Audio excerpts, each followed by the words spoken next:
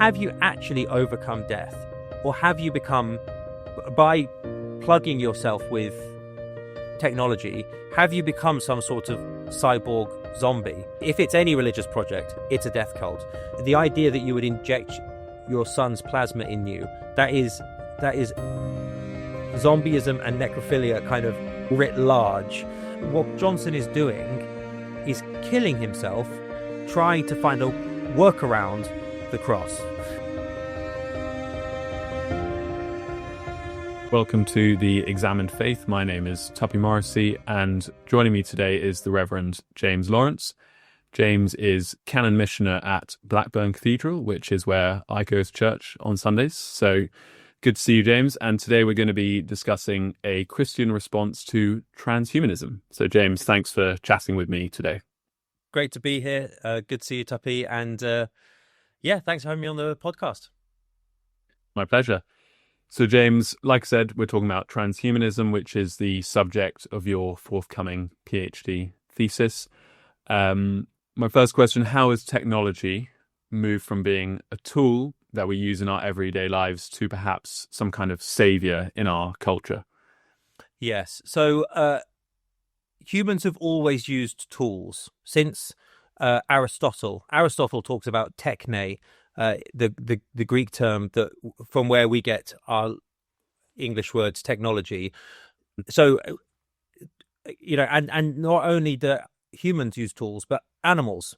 You think about a monkey using a piece of straw to get ants out of a hill. So everything from a hammer to a pen, these are all tools that humans have been using since before the dawn of time. Actually, one of the reasons that humans have been able to extend their influence over the whole globe is because of our capacity to use the material world around us in engineering and science to create tools that allow us to go to places where we wouldn't naturally survive, like the Antarctic or Mount Everest or the Sahara Desert. So the problem isn't the humans using tools. I should say I'm writing a theological critique of transhumanism. So I'm coming at this as someone who is critical of a technological philosophy called transhumanism. But the problem is not the use of tools. The problem, as your question indicates, is when those tools start to take on metaphysical and sociological implications such that they become the vehicles for our salvation. And at that point, as a Christian theologian, I start to get concerned because my tradition says that salvation is only found in one location, and humans have always tried to find salvation in lots of other locations. And my challenge, therefore, is to say, well, in this location, what's going on? Why is it a problem? And what could Christians do about it? So what exactly is that location? Could you just define transhumanism for us? Yes. So transhumanism is the technological philosophy that says we can upgrade, transcend the human condition through the use of technology. So that the trans in transhumanism is to transcend. And sometimes it's known as humanity plus. So how can we take, and so they see transhumanism sees itself as part of the humanist movement. The human is the center of the human project, but it wants to go above and beyond in one way or another. And its vehicle for doing that is a whole range of technologies. So often I'll say, you might never have heard the term transhumanism, but you've almost certainly heard of the technologies associated with that movement. So it could be cryogenics, where people will put their body on ice in the hope that 100 years from now, the technology will be available to cure them of whatever disease they're currently dying of. Or it could be genetic engineering. So we can extend human lifespan or get rid of certain diseases by meddling with the genetic code. Or it could be cybernetics, where we stick probes in our minds that gives us direct access to the internet, or we even take our mind out of our brains and upload it to the cloud somehow. So there's a whole range of different technologies there, and I'm suggesting that across that diversity there is an underlying soteriology, an underlying narrative about salvation that remains consistent and plays itself out in different ways because of these different technologies. But there's a unity underneath all of that diversity. Great. And I think to sketch the landscape a little, you write about Charles Taylor, his work on secularism. Who is Charles Taylor? Why have you focused on his work? And I guess what does he mean by the secular?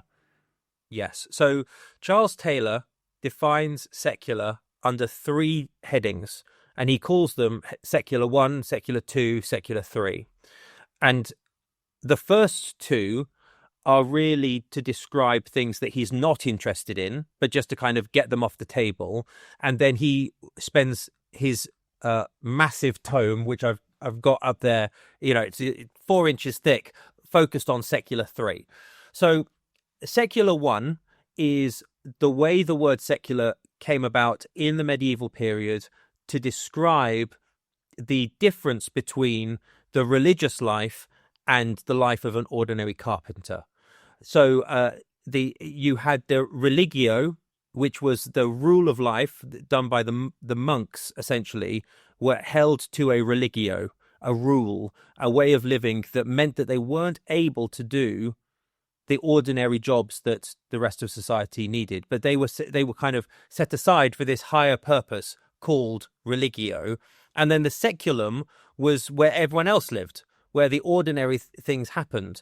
And that's why you get things like secular priests, which to us today sounds like a misnomer, but meant a priest living in the secular world, as opposed to a priest engaged in the religio. And you would be a secular priest. Sorry to interrupt. Yes, but and all our categories are a bit blurred now, because lots of Christians, since particularly the work of someone like John Mark Comer, is that his name? Yeah. He talks about a rule of life, and that phrase actually etymologically comes from religio. So, but he's not interested in joining a monastery. So the categories are getting blurred. But that's secular 1. There's a historical kind of thing, and John Milbank, in his book Theology and Social, I've forgotten the name of the book, but I was just trying to look for it. John Milbank's kind of big book on this starts with the kind of famous phrase, "Once there was no secular." And in that point, he's referring to kind of secular 2, which is a world removed where God has been removed. Well, you and I are fairly similar age. We grew up in a Britain that was essentially secular, where God had been evacuated from the story. And this is what Charles Taylor calls a subtraction story, that what the new atheists in the early 2000s thought was, British culture, as great as it is, it just needs God removed from it. And that's often what we mean by secular. We say it's the in opposition to religion. Yeah. Thank you. Yeah. So you have secular meaning atheist and religion meaning God-loving. And then Charles Taylor is interested really in secular 3, by which he means the conditions of belief. He starts his book by saying, why is it that 500 years ago, your average person, most people just naturally believed in God? And why is it that now, 500 years later, your natural person, your ordinary folk on the man on the street probably doesn't believe in God? What has happened in 500 years that the conditions for belief have changed that dramatically? Because that's a huge difference. That's not like going from chocolate to vanilla. That's like that is a complete metaphysical change in what you believe about the world. And how could a culture do that in such a relatively short amount of time? And he points to a set of things that have happened around immanentization and the ways in which we have gone from excuse me, I'm going to turn over my page. I want to get these terms right, and I'm losing them. Charles Taylor, when he's describing secular 3 and this transition on the conditions of belief, says that we've gone from a framework in which the world was naturally transcendent, that everything from God to nymphs and fairies were just kind of part of the medieval person's world, and they were kind of open to those things in a way that was kind of porous to the outside world. And that now what we have is people growing up with a kind of buffered self. They are buffered from that transcendent reality, and they live within a container that is materialist and immanent. And so we live inside a box called the material world, and the only things that exist to us are the things that you can measure, touch, and feel. And what that means is that we are buffered from the transcendent and also ill-equipped to handle it. So we live with a sense of kind of haunting. He says the secular world is haunted by the transcendent, because we kind of instinctively know it's there, and many people will say things like, well, I'm spiritual, but we don't really have the grounding to manage that environment, because we don't it's not kind of inbuilt into our framework, the conditions within which we believe. Got it. So if you're living within secular 3, as you put it, is that where your desperate need for something transcendent leads you to transhumanism as opposed to Christianity, because you're saying we can't live without the transcendent? Is that correct? Yes. So and not just transhumanism, basically everything and anything. Charles Taylor calls this the Nova effect. That one of the reasons we can see plainly that the subtraction thesis is wrong, that it's not possible to just remove God from the story and allow culture to carry on in a kind of secular atheist framework, is because of the absolute proliferation of religious experience across the board. And so that's everything from witch talk. I don't know if you've come across this, that there's a growing interest on TikTok of Wiccan and witches and all of that sort of stuff, Ouija boards, through to experiencing Eastern or taking ayahuasca and having it's not like we had Christendom and then we got rid of God and now we've got Christendom minus Christ. It's that we tried that for that lasted a decade, and then just this massive proliferation of different religious experiences or different religious enterprises, and novelty and entrepreneurialism in the religious space kind of took over. And so it's in that context that I'm interested in how has it become the case that our approach to technology itself has taken on these religious overtones, or a religious narrative has developed around these technologies. And speaking into what you were, sorry. Yeah, no, Karen, sorry. What you were saying about these sort of alternative religious paths, I was reading just the other day about how pub psychics are apparently a sort of growing phenomenon. Yeah. People going to a pub event where someone sort of, picks you out of the crowd and says, "Oh, I'm hearing from your recently deceased partner," and and apparently people are being quite traumatized by it in some situations, thinking it's all a load of fun, and then actually it's quite intense. Yeah. Yeah. And Darren Brown is fascinating on this. Do you know the guy Darren Brown? Yeah. I used to watch some of his TV. Yeah. Because he is so explicit. He says, "I'm not a psychic. I know nothing. I'm a magician. I'm using a bunch of tricks to, manipulate you." And he will say all of that to the person he's about to con. And then he cons them and they're weeping, saying, you helped me reconnect with my father. Like that's a classic example of the buffered self, that we ostensibly live in this material framework. And then the barest touch with the transcendent or the extra or the other, and we are completely ill-equipped to handle it, and that the kind of medieval peasant girl running through the village and going into the forests and meeting with the nymphs and the fairies and all that stuff that we just go, obviously that's tosh. They had a porous relationship with the transcendent, and were therefore much better equipped in those environments.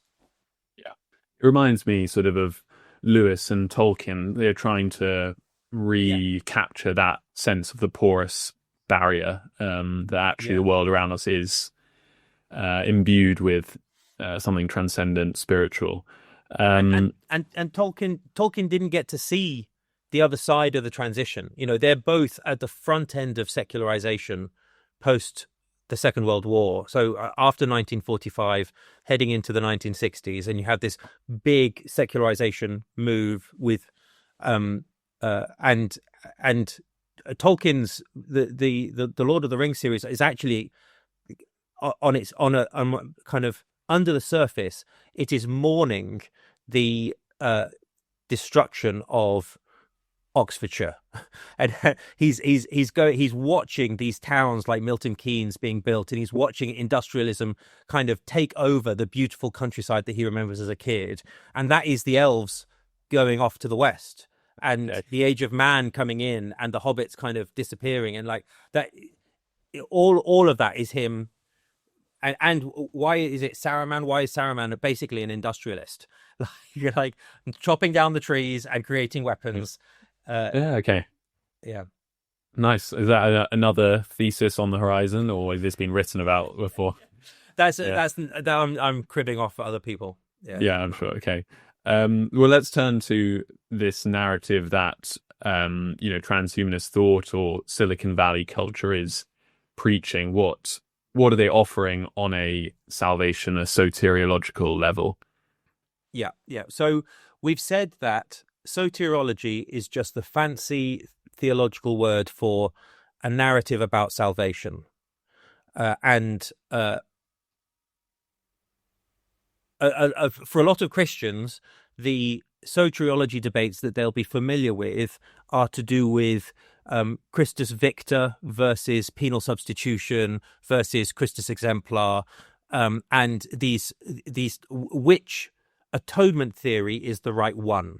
You know, if you come from a particular wing of the church, and I spent a number of formative years having those battles and enjoying the debates, that's when Christians tend to think about soteriology, it's in the question of atonement theology and what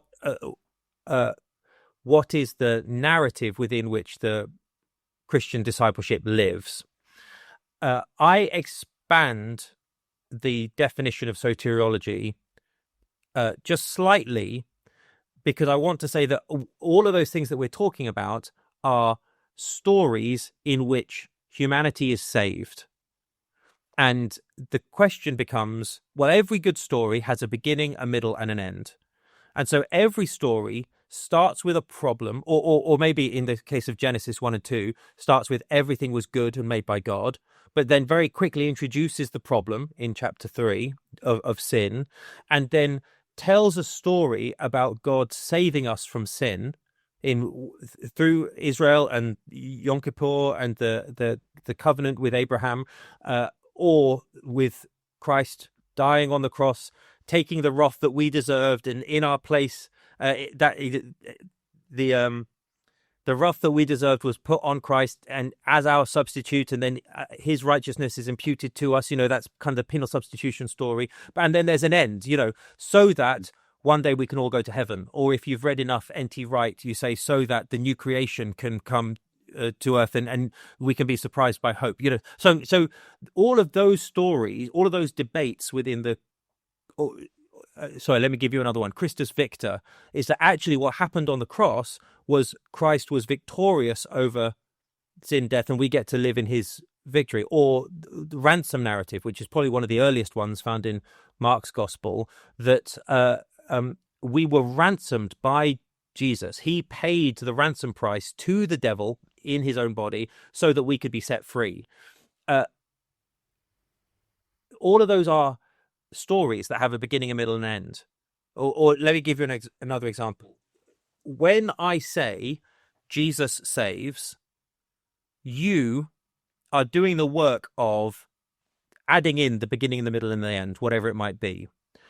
Which, if I used a different example, you would immediately say, well, I need more information. So, Okay. Superman saves. You go, well, saves who? Yeah. Saves who? From what? Where did they go next? What, and so soteriology is about the very careful description and analysis of the various constituent parts that tells a cohesive story. And when I argue that transhumanism, despite the fact that it claims to be a secular technological movement, is actually a soteriology, I've reached that conclusion by reading an awful lot of transhumanists and saying, you have a story, you have opinions about the beginning of the world and what the nature of the world is and how that has been shaped and who we are now and what we need to be saved from and how we could be saved and then what the future will be and where we're going next. And I summarize that under 6 doctrines: a doctrine of history, a doctrine of creation or matter, a doctrine of humanity or anthropology, a doctrine of salvation, and then a doctrine of eschatology, the end times, where are we going next? And then ultimately, number 6 is a doctrine of the divine, because one of the things transhumanists do is, in the process of humanity transcending and becoming more than it currently is, either it itself becomes divine or it creates divinity. And if it's, as Arthur C. Clarke says, if we're able to create divinity, then we are divine. And so there is right at the end of the story, there is the emergence of some sort of divinity. So a transhumanist might tell their salvation story like this. First, there was the Big Bang. And for billions of years, there was nothing, or there were an almost infinite amount of particles that, because of some fluctuations in gravitational fields and string theory, started to clump together into masses that became stars and then black holes, and bigger and bigger stars that allowed for more and more complex atoms to be formed, because that's how you get the heavier metals, is through the compression that takes place at the center of a star through really high gravity, and then those things explode and send out all of those molecules around the place, and then you get, from there you get the creation, you get the sun and the earth as we know it, and then the what's called abiogenesis, the move from chemistry to biology. Just think about that word, abiogenesis, the beginning of life from nowhere. From not bio, abio, life comes. Abiogenesis, and so you have these transitions into greater and greater levels of complexity, from physics to chemistry to biology to little amphibians to, follow the evolutionary story to monkeys to humans. And therefore, what I've just done is plotted for you on a graph a process of kind of emerging complexity from simplicity that seems to be rapidly accelerating, because it took billions of years to go from physics to chemistry, and then it took millions of years to go from chemistry to biology. And I've got my numbers wrong, but if you read, so Ray Kurzweil, in his book The Singularity is Near, he literally puts it on a graph, logarithmic graph. He's got all the numbers there, and he can show you that this emerging complexity seems to be gathering momentum and steam, such that we're now right on the edge of this kind of what's called the singularity, the moment where the graph goes exponential, and change happens at such a rapidly fast rate that we actually can't see beyond that event horizon, and everything is about to change. That's what the singularity is, a moment beyond which we can no longer predict what's going to happen next, because it's ontologically different from what we are and what we're up to now.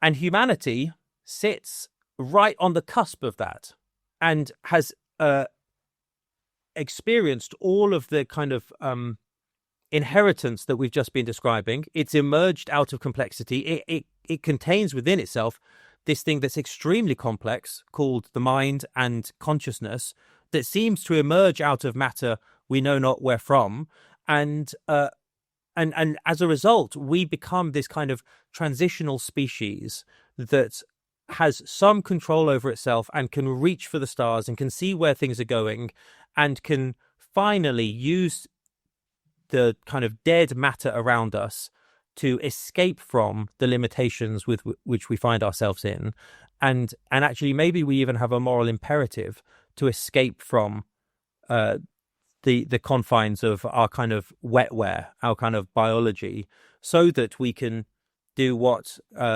some transhumanists called a-technogenesis. So we can go from abiogenesis, the move from chemistry to biology, to a-technogenesis, the move from biology to technology, and it will be a similar transition where we have overcome the limitations of the inheritance that we've received from Mother Nature and from evolution. These processes that are natural in the world where complexity emerges out of simplicity, but we can now grasp those and move them forward if only we had the confidence to take technology. That's the kind of transhumanist soteriology, I think. Yeah, okay, that's a clear arc, I think. And my immediate impression is what's scary about a story like that is if you don't accept some kind of creator god, then it actually makes kind of makes sense. I think the same of Peter Singer's ethics, that, you know, if you take that atheist materialist perspective, then yeah, his views on personhood do actually make sense, and that makes it quite worrying. And the same thought came to me with this soteriology. Totally. And you touch on a point there which I've thought for a while, but I've not had a chance to really cash out. So I'll share it with you, and if it's nonsense, you can shout me down. But I tend to think that ethics is always downstream of soteriology or narrative more generally. That I first started thinking about this when I was thinking through utilitarianism and the way in which utilitarianism makes perfect logical sense. It's on one level, you look, once you start looking at the world through that lens, you go, of course, why are we wasting our resources in X direction or the next? But then you try to get someone to actually live like a utilitarian, and they can't. They don't want to. Why is that? Now, I think that's because the story they already inhabit doesn't allow them to. And in that sense, story is fundamental, that we are not rational creatures. We are storied creatures. And so it's not actually good enough to say to someone, well, this is the obvious thing you should do. Let me explain it to you. You have to tell them a story in which they are compelled to do what the story that they habit tells them to. And I actually think one of the reasons why you say that story makes a lot of sense. The transhumanist soteriology is kind of like obvious on one level and really compelling on another level. That's also why I'm interested in it, because it has become part of, to use Charles Taylor's language, it's become part of our social imaginary, and it's become part of the narrative that just feels natural. And that isn't the case all over the world. This is very recent research for me, so I won't be able to speak authoritatively on this, but there are books coming out on transhumanism in China, transhumanism in India, transhumanism in Russia. They're all called different things, and they're all very different. the way that those three cultures have engaged with the technological revolution that we're currently living through is not the same. It doesn't have the same assumptions that the Silicon Valley types do with their kind of latent Christianity, and then also so there is no inevitability to this. It's become that way because of the culture in which we live, and as a Christian pastor, I can see some of the pastoral implications of communities that are kind of naturally inclined towards this narrative, because it doesn't make any sense. Like, once you've decided that the world is on this kind of natural inevitable move towards greater complexity, etc., it's no good shouting at people, but there's a creator God, the world was created ex nihilo. Like, no, that doesn't change anyone's mind. Everything happens at the level of story, not at ethics or yeah. Sure. So I've got a lot of questions, but how do we make our Christian story compelling in contrast to this soteriology we've been discussing? And I mean, we're speaking at a good time because Pope Leo's recently published his encyclical Magnificat Humanitas, which deals with a lot of these issues with AI and transhumanism. What do you think are some of the practical solutions we can take? I haven't read the encyclical yet. I did read a review of it that said this was quite critical review. I'm from what I've heard, I think I'm going to enjoy the encyclical when I do read it. But this review pointed out it feels like it's been written for a different age, and that, I think, is partly what we're talking about here with story as being fundamental. That if you turn to a culture that we live in and say, yeah, but guys, don't forget liberal Western democratic values, and shouldn't we all be worried that AI is going to destroy jobs for basically everyone, and we've got no framework for capitalism outside of everyone working, and kind of good Catholic social teaching on work is good and good for the soul. Not, there's value in the Pope saying that. I'm glad he said what he said.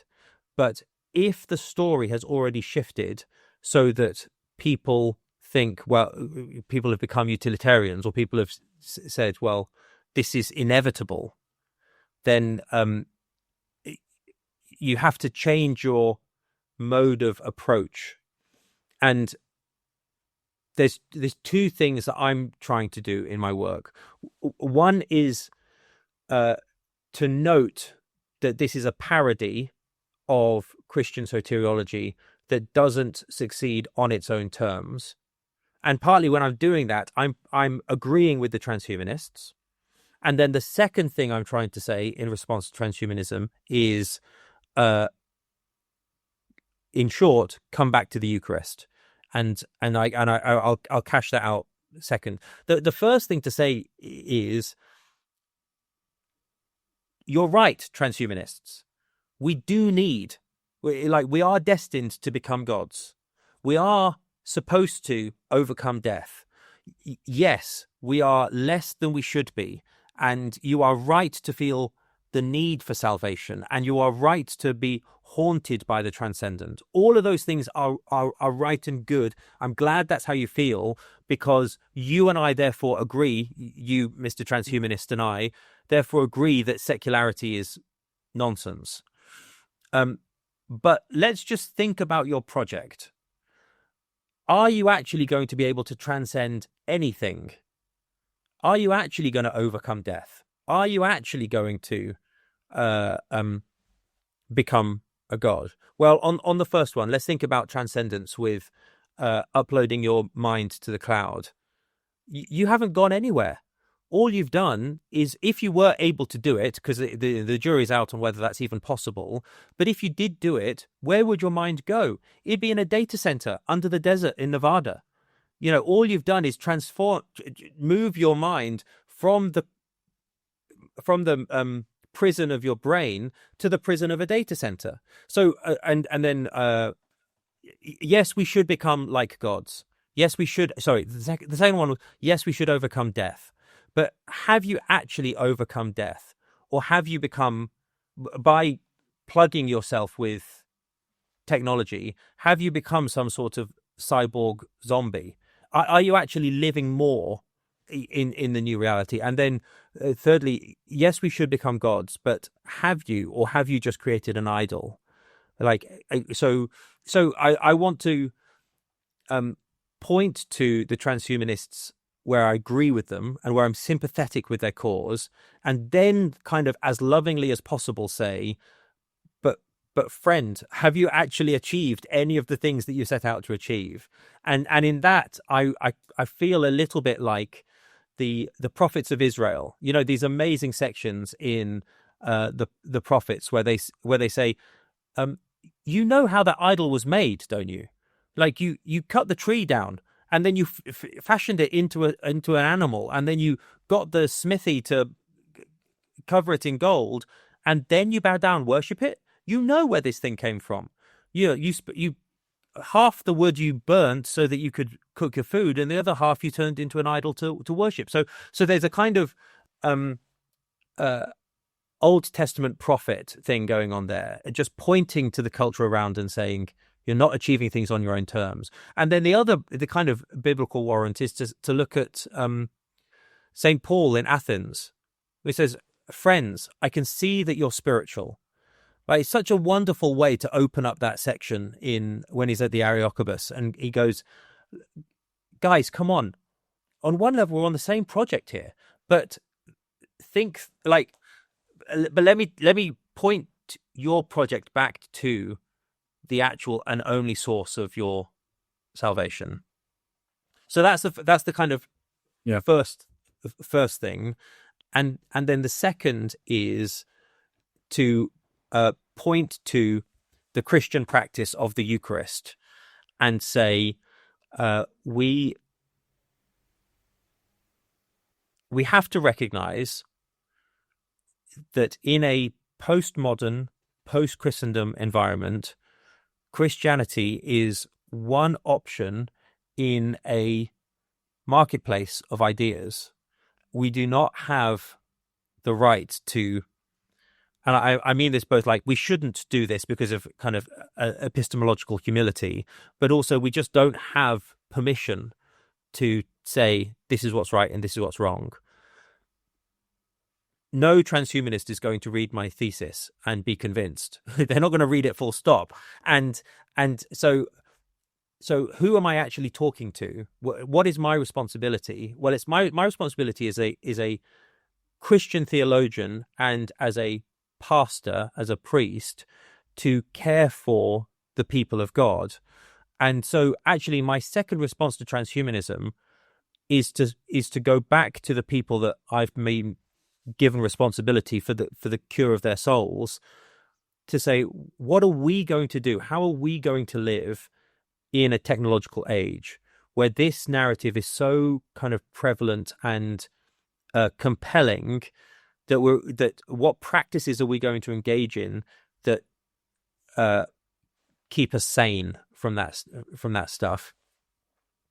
And I think the Eucharist helps us on so many levels with tackling kind of the end result of transhumanism. So it is an embodied action. You walk to the front, you receive bread and wine into your hands by someone who inevitably is also going to touch your hand as they put the bread and wine in, and then you eat and smell and taste a sensation that locates you in a place with a person, and in that process you're meeting with the incarnate Christ, Jesus, who was born in the materiality that we all experience and live. So there's something about the way the Eucharist re-engages you with the matter and creation of the world.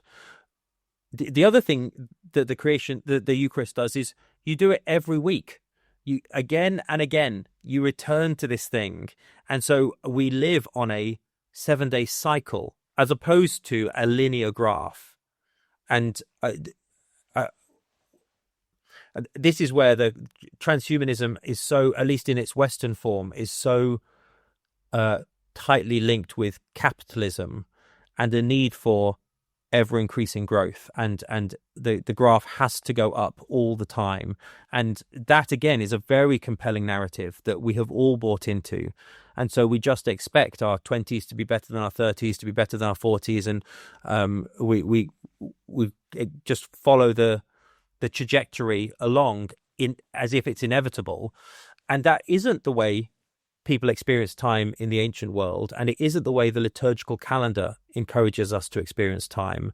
Time is not linear, it's circular, and there are times and seasons, and you have summer tends to fall to autumn into winter, and they're baked into the cycle is death and rebirth. And so to the Eucharist in its repetitiveness requires us to rethink our approach to time and matter and our embodiment within it. I hadn't thought about that on the temporal front. That's a really valuable perspective. So if I understand you correctly, whilst you would hope to, convince a transhumanist, bring them to Christ, of course you would, you think the more pressing, realistic mission is to focus on our Eucharistic theology and to ensure that we're taking it with reverence and the correct seriousness as Christians, and in so doing, being a light on the hill. So the act of doing that forms communities that is compelling, and people do want to join, and people will become convinced by. That the sort of community that is shaped by the Eucharist and formed by the Eucharist is more beautiful than the transhumanist community. And I trust that ultimately that will win out. And so, I mean, the other thing that the Eucharist does is it's a relational act. You are part of a community coming forward to receive the Eucharist, but you're also, and we just recently celebrated Trinity Sunday, and the week before that Pentecost, and in the process of a community celebrating the Eucharist, they are enfolded in the community of the Godhead, Father, Son, and Spirit, becoming that diverse unity that the Church is enfolded into. That is a world away from the atomized, individualistic, me and my brain going into the cloud, and or me paying for my capacity to overcome death, and the kind of elitism that is kind of baked into transhumanism. That it's actually in a world of ever increasing inequality, it's only the absolute filthy rich who will be able to do that. And I think they are going to come a cropper on this a little bit, in the same way that recent trips to the space, because again, space travel is a bit like this in its capitalist form. It's about escaping the confines of gravity and this world. And who are the people who got to do it?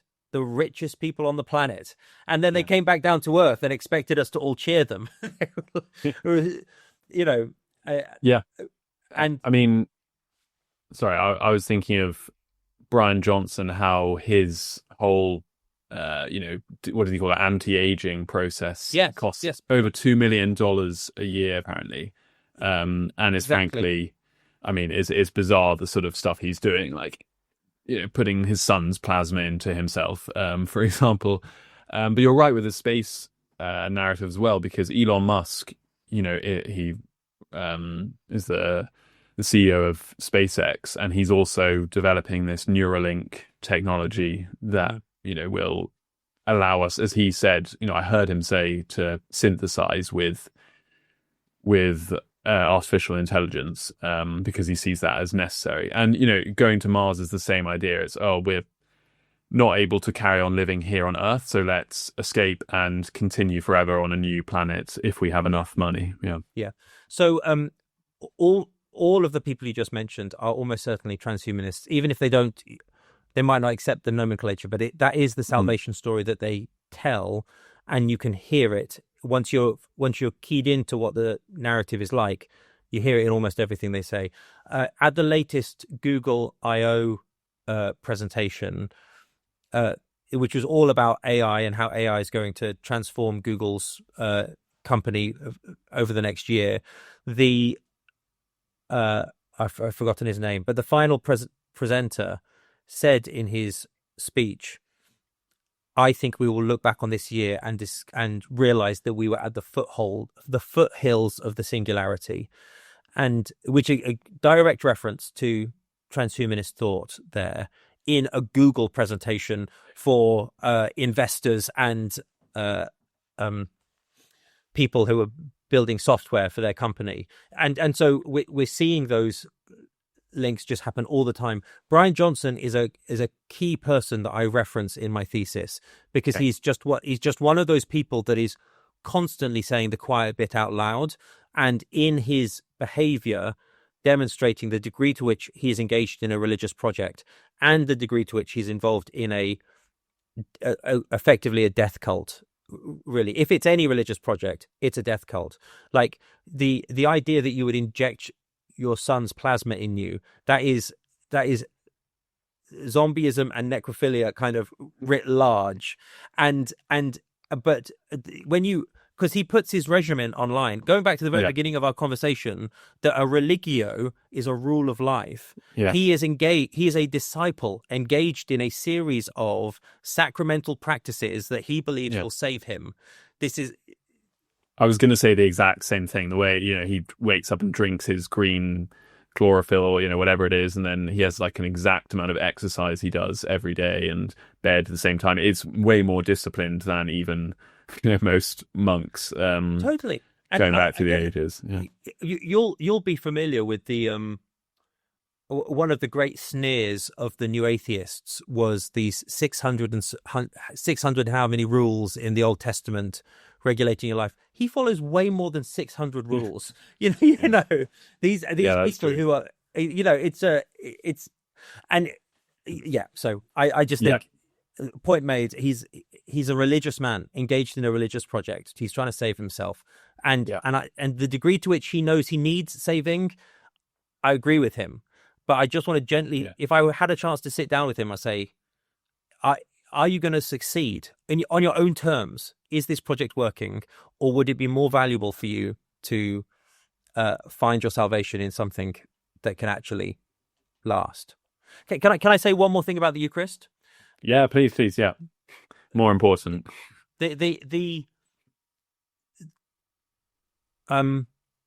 I don't know if I'm going to end up being hyperbolic here. One of the key insights, I'll say that, maybe not the fundamental, but one of the key insights of Christianity is that resurrection life is only available to us on the far side of death. That we're standing here, and what we want over there is resurrection, new creation, the kingdom of God, transcendence. We want what's over there, and we're here. How do I get from here to there? The message of the cross that we reenact at every Eucharist is, if you want that, you need to go through death. You need to pick up your cross and die to yourself so that Good Friday can turn into Easter Sunday. And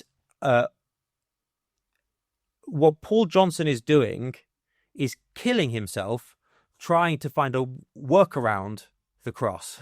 He said, I want transcendence. I want to go. I want to go round the cross. I don't want to die. But in the process, he ends up killing himself. And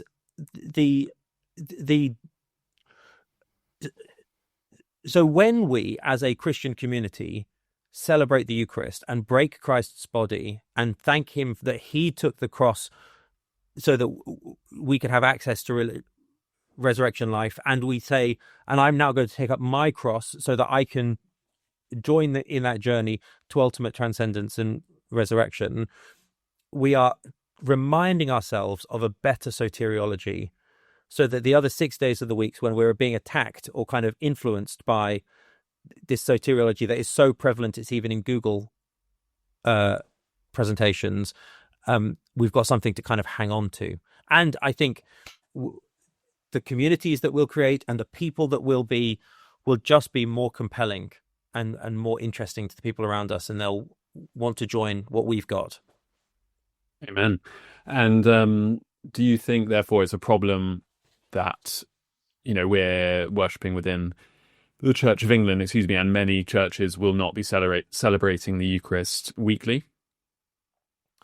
That you'll be slagging off all your colleagues if I think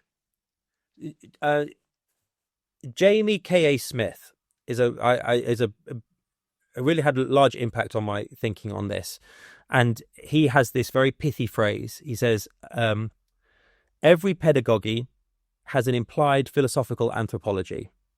Every pedagogy has an implied philosophical anthropology. Let me explain what that means. The way you teach someone something implies what you think a human being is. And so if your worship service is walk into a room, close your eyes, sing, sit down, listen, leave, the kind of that implies a certain thing about what a human being is. Human beings are minds that need to be transformed, and they have hearts that need to be worshipped. And I have benefited a lot from low Anglican, Pentecostal, free church movements. I've been formed in those places for a long time, and very grateful for them. I wouldn't want to kind of do a full-throated critique of what they're doing at all, because it's extremely valuable to the church broadly. The reason I'm not there anymore is because I started considering the way in which I needed to be part of a community that saw the human being as more than just a mind and a heart, but also a body and a person and a relational being, and so sharing the peace is extremely important to me. Kneeling and bowing and smelling incense, because it kind of arrests me, because it's the only time and place that I smell that stuff. Like wearing certain clothes and like the physicality of that, I think is an important part of understanding what it is to be human and how you train a community to live a Christian life. So, and to your point about being equipped to respond to transhumanism, if you think that people are just brains and hearts, and another story comes along that says, well, we could take that brain and put it somewhere else. So we could take that mind and extract it from the body. Are you equipped to say why that's a bad thing? Or do you find yourself, I mean, do I really need my body? I mean, this body that is just, even St. Paul says, who will rescue me from this body of death? So you can make a case for it biblically. Look, Paul says you need to be rescued from that body. And we know that the main reason Christians sin is because of stuff to do with their bodies. So wouldn't it be better? And this is N.T. Wright's point, of course, if your salvation story is one day you will die and go to a spiritual place called heaven, and the kind of non-spirit, the spiritual bit inside you will escape the dirty body that you're in and get to fly off to heaven, where everything is spiritual and safe, then you will be ill-equipped to argue against transhumanism, because transhumanism shares so much of its grammar with that story that you think Christianity is. You're going to find it very hard to respond. Yeah, and we perhaps don't have time for a full dive into it, but you link that back to Gnosticism in the early church. Could you very quickly explain that connection, what Gnosticism is, why it's relevant to this debate? Yeah, so the first 2 centuries in which the church was kind of birthed and found its own identity was in lots of ways very similar to the Nova effect that we've talked about with Charles Taylor, where there's all sorts of options on the table, paganism, everything in between. And so there were lots of Christianities in the 1st and 2nd century, and some of them were more or less closely related to the Hebrew, the kind of Jewish consensus that and some of them were more or less impacted by a more Platonic or a kind of Platonic worldview, which is kind of what I'm describing, this kind of distinction between the spiritual and the physical, a kind of duality between those two. And so you had a series of Christian church leaders. Valentinus is the one that I'm most interested in, and Valentinus was almost made pope. He was very important in the Christian, in the kind of what became the Orthodox Christian world, but a number of his theological positions, were criticized by his colleagues, and eventually one side. All of this time, it's hundreds of years before the creeds are written, and the church is spreading out in all these different directions, and there's lots of religious innovation taking place, and people are riffing on the ideas of Jesus and coming up with new ideas, and there's also a kind of self-correcting, no, but this is who we are and this is our identity. So there's a big melting pot going on with lots of different arguments taking place, and Valentinus had a view that became that, at least in modern scholarship, is known as Gnosticism, or he was part of a Gnostic sect, and that word used to describe Valentinus comes from Irenaeus, who was one of the church fathers. And so the way that Irenaeus and Valentinus have this back and forth between what becomes Orthodox Christianity, creedal Christianity, and Valentinianism, which is a kind of subset of a much larger Gnostic communities that was all part of the firmament of ancient Christianity in the ancient world. When I look at transhumanism, I can map the six kind of doctrines of transhumanism. I can map them in a kind of complicated way to the six doctrines of, or the soteriological narrative that Valentinus seems to espouse, although it's very complicated because he wrote. There's a whole book's been written on what actually is Gnosticism and does it exist as a thing? Is it a kind of trustworthy analytical tool? So, is one of the key points that they sort of denigrate the physical, the human body. We should focus on our spirit, our mind. Yes. So the Valentinian narrative is that there is the one uncreated, untouchable, unknowable God, and from that unknowable divinity emanates a series of eons and divinities, and there's a whole pleroma that is developed, a kind of gallery of different deities that slowly converge on the demiurge, which comes out of a kind of mistake that Sophia makes, a transgression that Sophia makes that results in the demiurge, and the demiurge creates the world. And so a good Valentinian, when asked the question, why is the world the way it is, would say, well, it wasn't actually created ex nihilo by a good creator. It was created by the demiurge, and he was either a malicious figure or just an incompetent one, but either way, that's why the world is the way it is.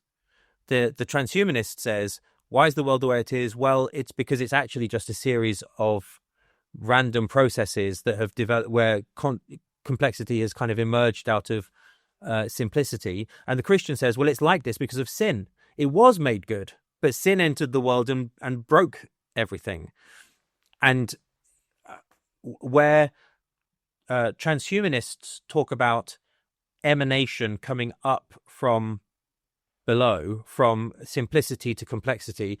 The Gnostics talk about the Gnostics talk about emanation, and the transhumanists talk about emergence. But it's one is kind of from the top down, and the other is from the bottom up. But the result is the same, that you end up explaining the world not because of sin, but because of the stuff of materiality is just certainly broken, probably dirty in some way morally, and the sort of thing that we need to escape from to some sort of higher plane. Great. Well, I think we'll begin to wrap up.